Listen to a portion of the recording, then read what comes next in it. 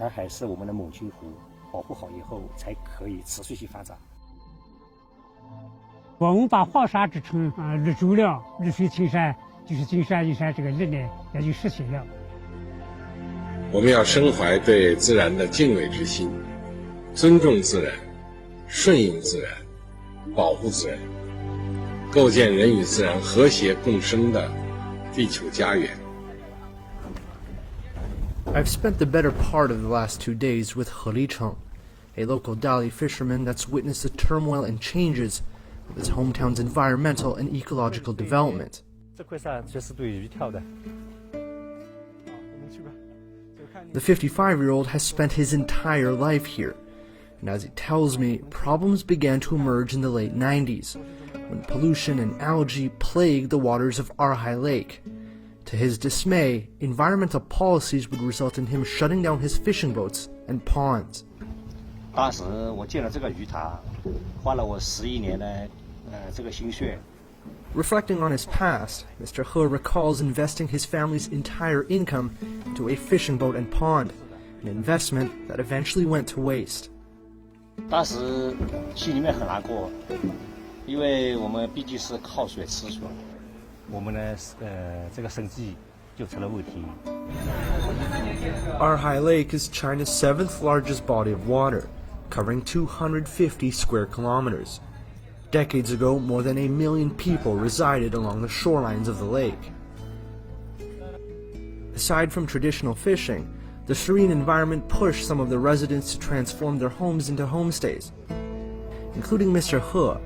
His own guest house was opened in 2012, which made him an annual income of around $6,000. But as I learn more about his story, he tells me how despite the newfound business success, the tourism boom in fact led to even more environmental impacts. Speaking with Mr. He, I learned that the Chinese president has attached great importance to the protection of the waters here, which is drank and consumed by more than 800,000 locals. So I'm here outside of the home of Li Dechang. He's a local resident here in Dali, and as we enter this courtyard here, his home is on the shorelines of Erhai Lake. Just beyond this wall is that iconic lake that defines the town and city of Dali. But what makes this home special, especially this courtyard, is back in 2015, Chinese President Xi Jinping paid a visit to his home, of course, touring other parts of Dali, and his main message to people here was all about protecting the environment. He sat down here, speaking with some of the local residents, checking in on them, seeing how their lives here are developing in Dali. 我跟省委书记、省长在你们洱海边上留了一张合影。我说我现在看到这个水啊，希望多少年过了以后再照一张照片，那时候的水比现在更干净，啊，更清澈。如果不干净了，我要找你们。Asking about the president's visit, Mr. Li tells me that it brought not only greater funding for environmental protection, but more importantly, an increase in awareness. From 2011 to 2016, the number of tourists visiting Dali increased from 15 million to 39 million. But statistics show that driven by huge economic benefits, about 90% of the restaurants and hotels around Erhai Lake were operating illegally. They were also the main source of pollution, exacerbated by the absence of sewage treatment facilities. In 2017, Yunnan announced a series of measures, including bans on catering businesses that discharge pollutants into Erhai Lake. More than 2,400 restaurants and homestays were shut, including that of Mr. He's, which was closed for 8 months.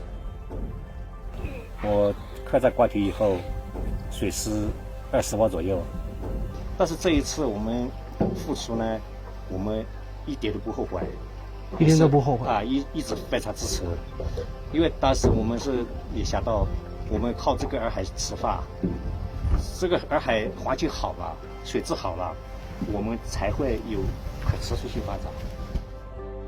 Then came the construction of a new ecological corridor alongside the shores of the lake. This would end up with Mr. He tearing down parts of his family inn, but this time he changed his attitude completely. 当时也是没有越野，直接就是双手赞同拆除，但是我们起到带头作用。 This is what Mr. He kept on telling me during the day. With the improvement of water quality, many villagers, including him, started other business ventures in 2020. Mr. He secured 580 acres of land to grow rice and oilseeds. This was also what the government called the green and organic agriculture industry.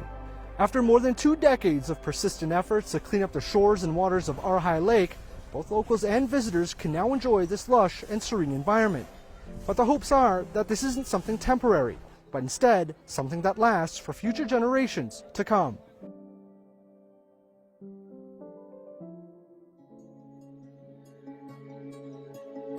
From the depths of Erhai Lake to China's arid northwest in Gansu province, I've come here to meet with a multi-generational group of people, families of farmers that have committed their entire lives to combating desertification across the Babusha Desert.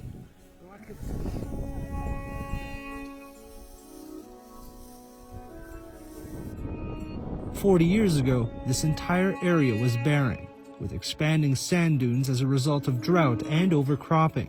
最开始做哈这个林的时候是，有个房子有个住处，啥都没有了。周围都是和老汉都这种，他说我不盖了，我50多岁了，这个热死在这个地方。 As the last of the first generation of farmers to be known as the Six Old Men, Zhang Runyuan, together with 5 other villagers, began planting trees together dating back to the 80s.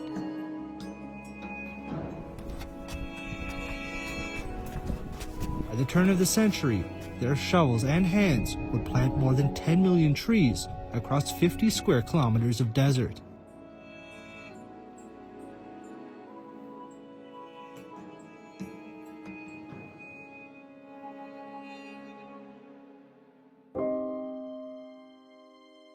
In 2019, the locals of Babusha were recognized for their anti-desertification efforts during a visit by Chinese President Xi Jinping.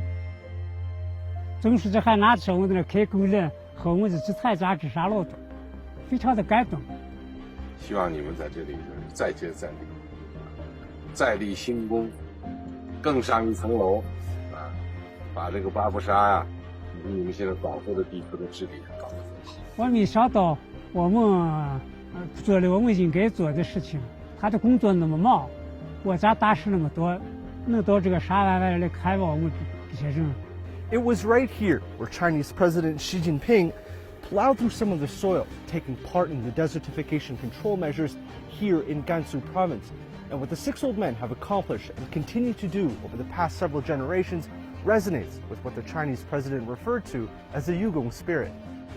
The locals later told me that the spirit of Yugong, taken from Chinese folklore, refers to the tireless efforts of generations who aim to change the seemingly impossible and treacherous natural environment. As the 6 old men aged, they made a pact, a commitment that all of their families would carry on the arduous task of pushing back the desert. But Guo Wangang, a second-generation farmer, was reluctant in the beginning when his father passed the responsibility to him to maintain the greenery they had started. 一开始啊，那么他们这个虫草不是在沙漠，很不理解，也不相信你这个老人能把啥治住，因为给我这个感觉，刮风下雨啊，自然灾害，我们人类是治不住的。Then calamity struck in 1993. A sandstorm that left 23 people dead, including 18 children. This changed Guo forever, realizing the significance of what his predecessors had set out to do. 我们的孩子都保不住，我们的来日生头的土地保不住，我们这个地方不知啥怎么生活了。As he looks on at the saplings that have been planted, growing taller day by day, his determination to curb the desert's expansion has only been amplified over the past few decades.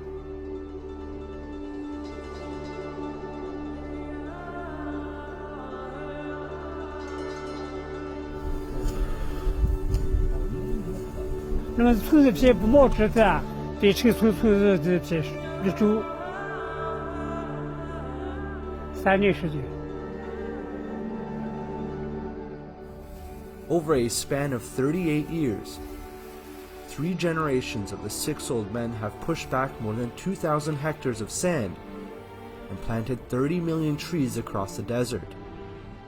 Nearly 7,000 hectares of farmland has now been protected, with a green corridor now established to prevent further spread of the sand.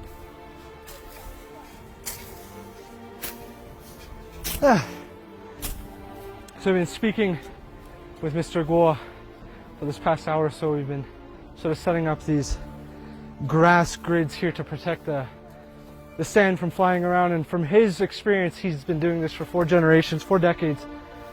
Every day, 6:30 a.m. in the morning to 6:30 at night, maybe even longer. Not much in sight here in this desert, so they've been doing this for so long. 3 generations of different families, different farmers out here, all doing this to hopefully have some vegetation in the future, protect the spread of sand, and hopefully bring some more greenery and color to Babusha. I gotta keep going.